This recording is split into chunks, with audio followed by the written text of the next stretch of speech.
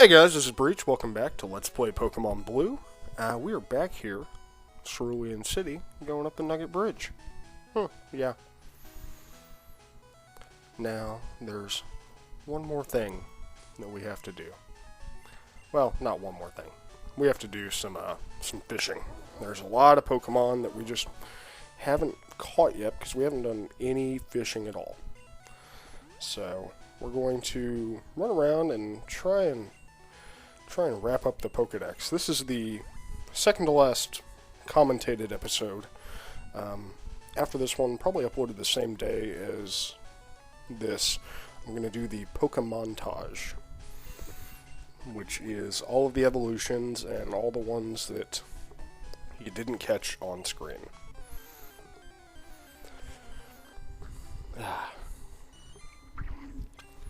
It's just it's been a long journey. You know, and it feels good to be done with it. Well, I mean, I've been done with the gameplay for a little bit, because we're getting post-commentary. But to be done with the actual everything is, it's a pretty good feeling, wrapping up a Let's Play. Now, there's a couple more Pokemon here outside of Cerulean that we can catch. If I remember correctly, we're trying to get a Poliwag next, because we have to, A, catch one, and B, we have to trade a Poliwhirl to get Jinx here in Cerulean. So, that's, last time whenever we were in the Seafoam Islands, that is what I had forgotten, was that Jinx was only a tradable, rather than catchable in the Seafoam Islands. I don't know why I thought that. I think it's because you run into, you have to fight Lorelei's Jinx, that I thought they were catchable in the wild. Not used to seeing them at all. Which is fairly true of, like, the other Pokemon that you have to just trade for, like Farfetch'd and Lickitung. If you don't trade for them, you're not even going to see them. None of the other trainers will have them, besides that one trainer. So, they're pretty darn rare.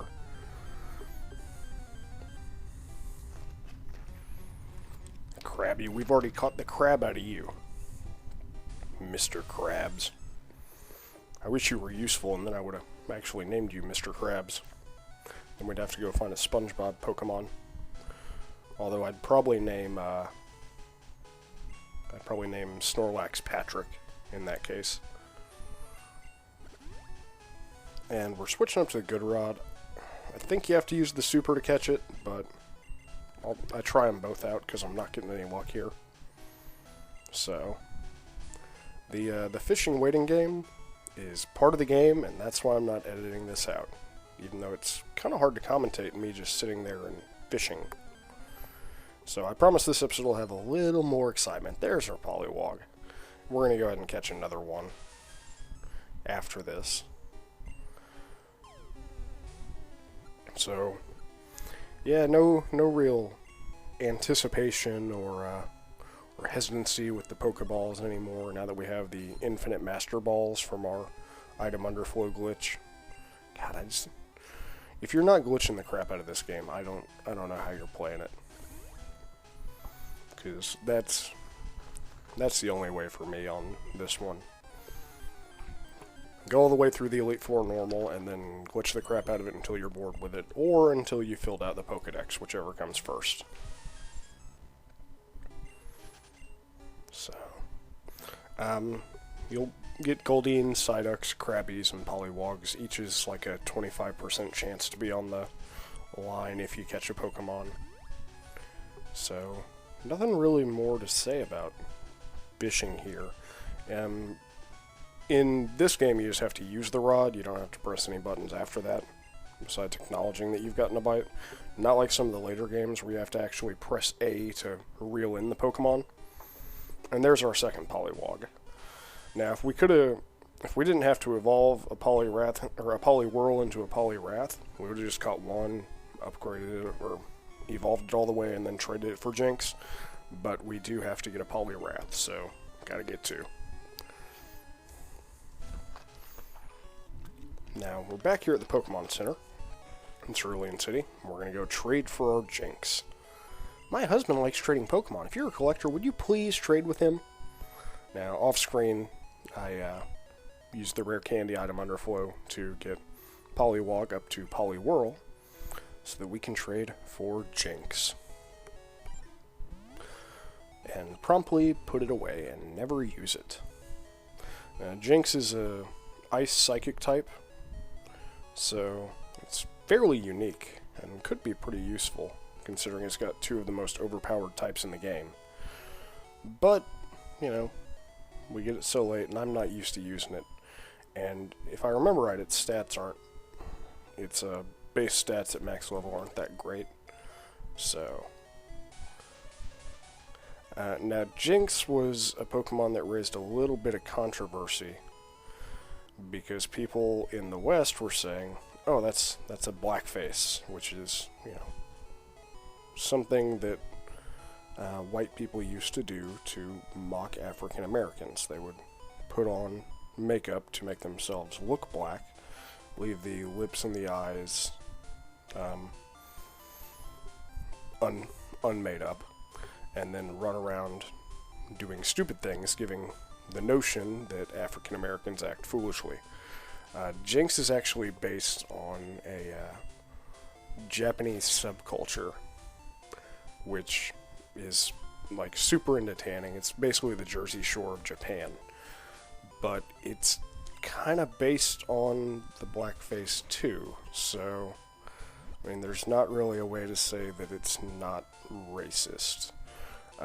In later versions of the game, and even in like later animes, they changed Jinx to be purple instead of black. Obviously, with the Game Boy, you have color limitations of black, gray, and white, and different scales in between there.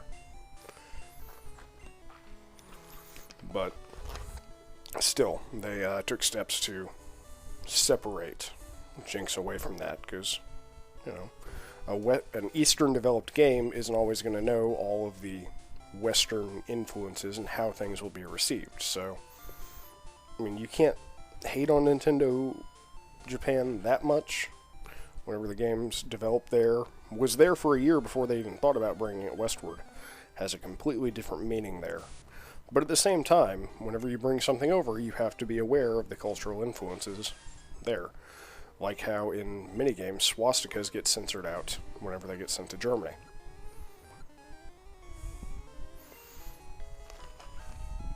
Even if they're historical, used in completely historical context. Now, I was talking about culture stuff there while we made our way over to the power plant. Now, we started and did our fishing for Poliwag in Cerulean City on purpose. And I'm going to catch this Raichu just so I don't have to evolve Pikachu, because I like Pikachu. Now, we started in Cerulean City because to get to the power plant, you head east like you're going to the rock tunnel. And remember I pointed out that water before and how it was odd that you could run into electrodes in the grass there? Well, you surf on that water, go around, and there is the power plant, where you can catch electric-type Pokemon. If you're playing red, you can catch an Electabuzz. If you're playing blue, sorry, but you get Magmar. Over in the Pokemon Mansion, or the old laboratory. Burning Building, you know what I'm talking about. We were just there a little while ago. Now, there's one other Pokemon here, much like the Seafoam Islands, that we waited until we had infinite Master Balls to catch, and that is going to be Zapdos. And he's going to be all the way at the end of the power plant here. But for now, just walk around. Some of these items are actual items, and a lot of them are either Voltorbs or Electrodes. They'll be level 40 Voltorbs. So, if you try and pick up an item, make sure you're prepared for a fight in here, because you may not be getting what you think you're getting. Now, with this place, you just want to go make a loop to the right and down, and then go counterclockwise around. It's a lot more straightforward than any of the other dungeons or buildings. One floor. So it's almost like it was an afterthought, but, you know, it is what it is. It's nice that there's at least somewhere where you can catch electric-type Pokemon. And if you're having trouble with the Elite Four, particularly that first battle against Lorelei, make sure you pick up Zapdos. He's going to be hard to catch, as hard as Moltres was. But he's going to come with lightning moves. He's level 50. And he can single-handedly tear her up. He can tear her up. He can knock out the other two Gyarados, which makes the Elite Four battle a lot easier if you're, you know, not going in there with a full balanced party and you don't have something like a Mew or something that's just strong enough to wipe everything. And here we're almost there, almost to Zapdos. Just have a couple more just annoying little Pokemon. And in hindsight, if I ever did this again, I would super repel or max repel the ever-living poo out of this game. And right down here is our Zapdos and our exit. Yeah! The last time we're going to say that. And Zapdos. Probably my favorite of the three legendary birds.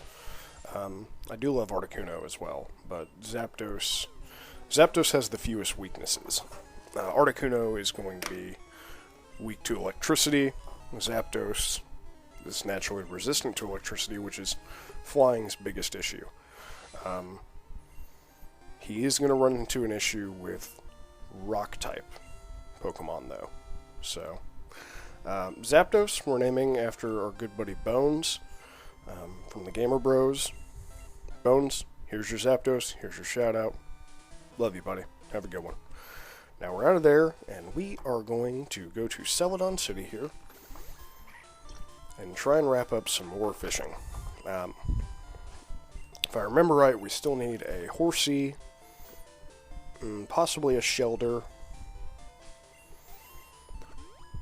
and yeah, not too many more that we have to get. In fact, by the time the next episode starts, I'll show off the Pokedex, and we'll only need one more Pokemon. So, it's been a really long and fun journey. Like I said, I think it ends up being about 30 hours total on this playthrough. So that's... Oh, Slowpoke. We also needed a Slowpoke. Now, Slowpoke is one that doesn't really make sense to me in that whenever he evolves to Slowbro, in the anime, the manga, and even in the Pokedex entry, a Slowbro is a Slowpoke that was fishing with its tail, and a Shelder bit it, or a Cloyster, and so it's essentially two Pokemon.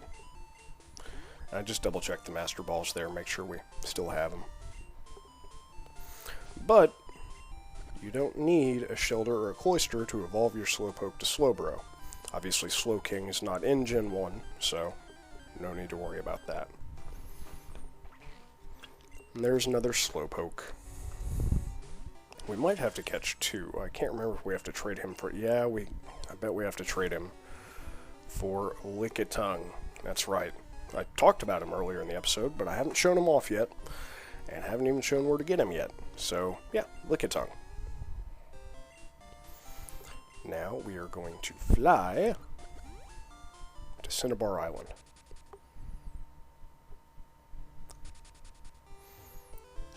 And we're going to fish here. I think this is where we get our Horsey or our Shelder. Yeah, fishing in this game, it's a good way to get Pokemon fairly fast if the encounter rate's not being nice to you. If it's being too slow. If you're trying to grind up against wild Pokemon, I mean, you should never really... I shouldn't say never. If you're doing this naturally, you'll need to grind up if you're trying to level up all your Pokemon naturally. But here, we snag our Shelder. Now, it'd be really cool, and I know they introduced breeding in Gen 2, but if they had had a way in this one where you leave your Shelter and your Slowpoke at the daycare, and that's how it evolves. I think that would be a cool thing to do to show off. But we got our Shelter. Shelter evolves to Cloyster with the Water Stone, which you'll see in the Pokemontage on tomorrow's bonus episode. Pokemontage actually ends up being about 45 minutes long, so you don't have to watch it if you don't want to. I'm putting it there just for completion's sake for anyone that does want to watch it. I didn't even commentate over it. It's essentially all the evolutions and everything, just for completion's sake. So that I can show you guys, yes, I glitched everything in naturally. I leveled everything up with the item underflow. Didn't use any cheat codes. Because, as I said, you can do it too. Now, for you to do it too, you'll want to at least check the description of that video, because that's where I'm going to put in the numbers that you need on the special stat for each Pokemon that you want to glitch into blue. You can find them on your own for red. I don't know the numbers, and honestly, I'm a little lazy. Especially at this point, I'm a little burned out on Pokemon. So, if I ever do Gen 2, it'll be a long ways away. I'm even putting off, I was planning on doing a Dragon Warrior Monsters Let's Play, where I show how to breed every monster and recruit them all, but I'm even burned out on monster collecting to the point where I don't want to do that yet. So we're going to start up Mother 1 here after Pokemon ends. And have a good one. This has been Breach. We're catching our Staryu, evolve it to Starmie. Be sure to comment, subscribe if you enjoy. Later.